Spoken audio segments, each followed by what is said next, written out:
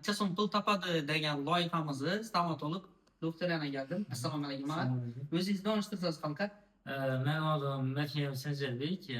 Men Burak stomatologman, ya'ni 6 yillik ish stajına ega bo'lgan.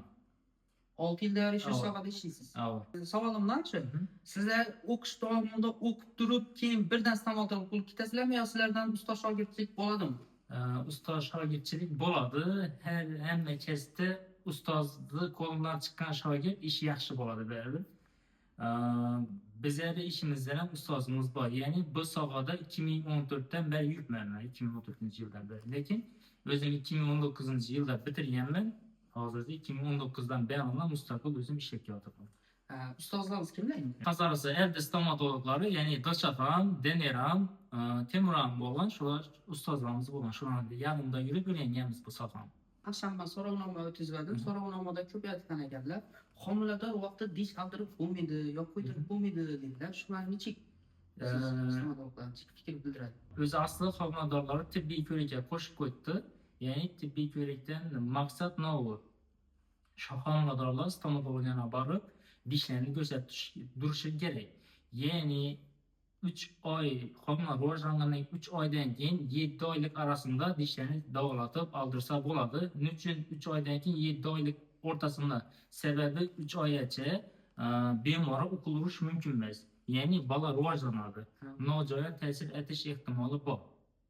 Keyin 7 oydan keyin agarda dishida muammo bo'ladigan bo'lsa, undan o'qilish muammo bo'ladi. Sababi bolada tonus baland bo'ladi, ya'ni homilador ayol tug'ilgan vaqtda keladi-da. Shu to'g'ri yemaydi.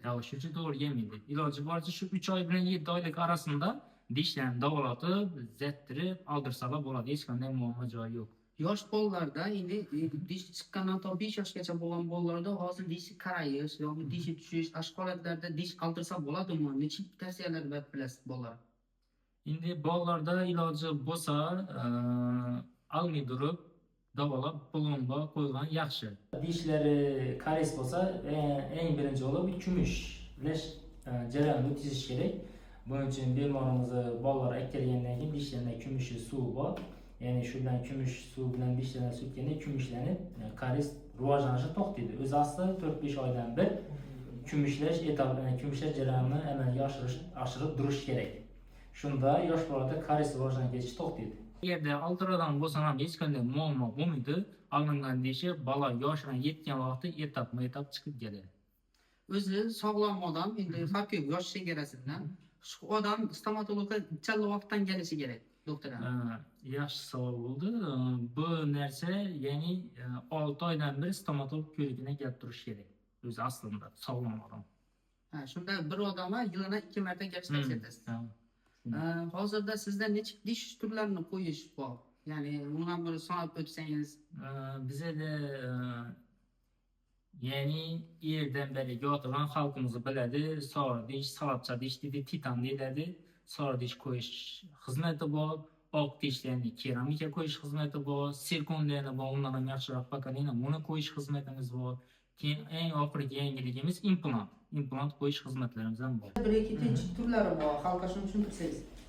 Bir-ikki ya'ni dishlar tortiladigan sim oddiy qilib aytganda, buni turlari dim ko'p, ya'ni metal sifat, oq sifat, safir, keramik brigetlari bor. Buni hech qanday bir-biridan farqi yo'q. Bu uni rangida, ya'ni estetik jihatdan farqi bor. Lekin hammasi ishlash mexanizmi bir xil. Hammasidan bor bizda. Xalqqa ko'pinchalik qaysini tavsiya etasiz? Endi xalqimiz endi klientimiz o'zini kelib chiqqan sharoitidan bog'liq, ya'ni qiz bolalar bo'lsa, ayol kishi bo'lsa, ya'ni yaxshiroq estetik bo'lganda, dimon bir grubiy ko'rinmasa, ya'ni oq safir keramik qo'ysa bo'ladi. Dimon qizlar emas, bolalar ham agarda klientimiz qaysini qo'ydisa, shuni qo'yib beramiz. Bizlar hech qanday muammo yo'q. Xalq tarafidan kelib chiqqan narsa. Ya'ni dishlar yuvan vaqti cho'tka bilan minnisini bari kelish mumkin emas. Ya'ni depadan pasa yuviladi. Depadan pasa yuvilgandan sabab nima? Maqsad depadan pasa yuvishi, sabab cho'tkani depadan pasa supurgi somon harakat etgan vaqtda dishlar orasidagi ovqat qoldiqlarini sirib tushiradi. Her bir dish arasındaki. Eğer de bu mininiye karab yuvadan bolsa, dish arasındaki ovqat qoldiqlari tozalab bilmaydi. Shuning uchun tepadan pastga qarab, pastdan yuqoriga qarab, keyin olsin ichon tarafdan tanglaydan deshon tarafga qarab. Beyanam shunga. Shu holatda yuviladi. Hava. Keyin o'z oxirida har bir dish ustidan aylanma harakatda yurib chiqish kerak. Dishi eshiklar qarayib qoladi-da. Mening ham o'zimni dishimda muammo bor. Shu yerlarida qara toshlar. Shularni yo'qotsa bo'ladimi uy sharoitida? Uy sharoitida o'zi asli uy sharoitida yo'qotsa bo'ladi degan videolar hammasi dumam effektli emas. Uy sharoitida bu narsani yo'qotsa, ya'ni stomatolog umuman ish ham qilmaydi. Shuning uchun bu dumam ishonarli gap emas. Buni asli kelsangiz, ya'ni stomatolog huzuruna borish kerak, stomatolog tekshirishi kerak. Eğer de yani yüze karesde narsalar bor, karesi boshlang'ich qismi bo'lsa, shu yerini tozalab disinatib, pulunlab qo'ysa, shu bilan to'xtaydi bu narsa. Dishdagi orqasindagi sog'ri narsa, doshlar o'zi asli nechun paydo bo'ladi? Yo Xorazm sharoiti sho'r bo'lganlik uchunmi, yo nechun paydo bo'ladi o'zi asli odamlar? Endi doshlar o'zi asli bizlari 12 viloyat ichida, O'zbekiston 12 viloyat ichida, ya'ni Xorazmda bu narsa ko'proq uchraydi. Yani dishlarda doshlar bo'lishi. Bu suvimizda tuz miqdorini ko'pligi uchun. Oddiy siz aytadigan bo'lsam, oddiy uyda rakovinani yani ochib iladigan joyidan prosta turgan vaqtdan dosh bo'lib ketadi.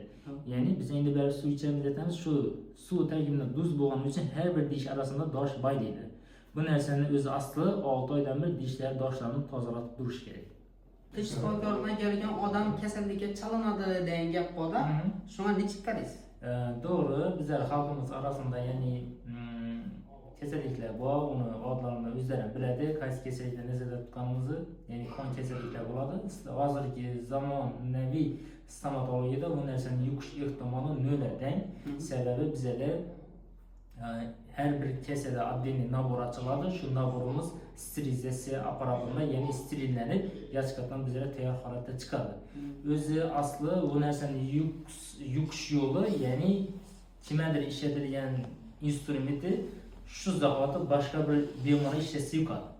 Yani bu tashqi muhitda, misol uchun oid spid kasalligi bo'lsa, tashqi muhitda tursa, o'sha tashqi muhitda 5-10 minut turadi. Keyin o'zi virus o'ladi. Shogird olasizmi?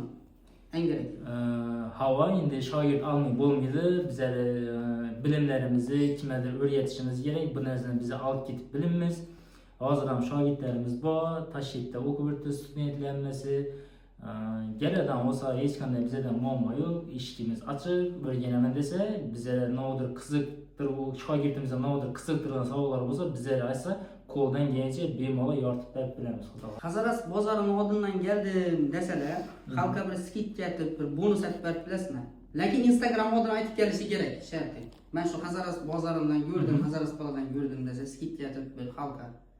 Skidka qilib beramiz. Nova skidka qilib berishimiz endi sizdan so'rasam, nova primyerda siz nechta variant berasiz? Shu xalqimiz uchun. Endi ayol qizlarimizda, erkaklarimizda ko'pinchalik dish so'rayishi bo'ladi.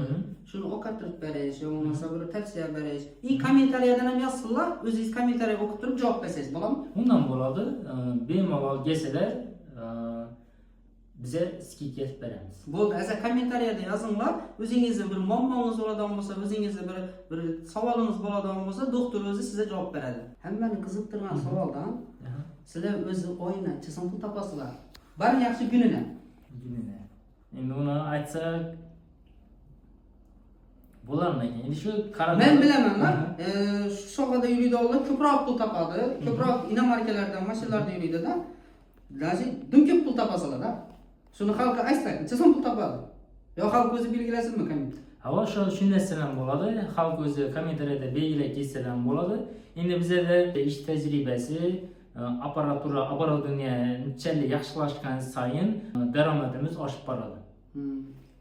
Demak, kommentariyada shunday belgilab ketinglarga necha so'm pul topadi Hazaras sharoitida.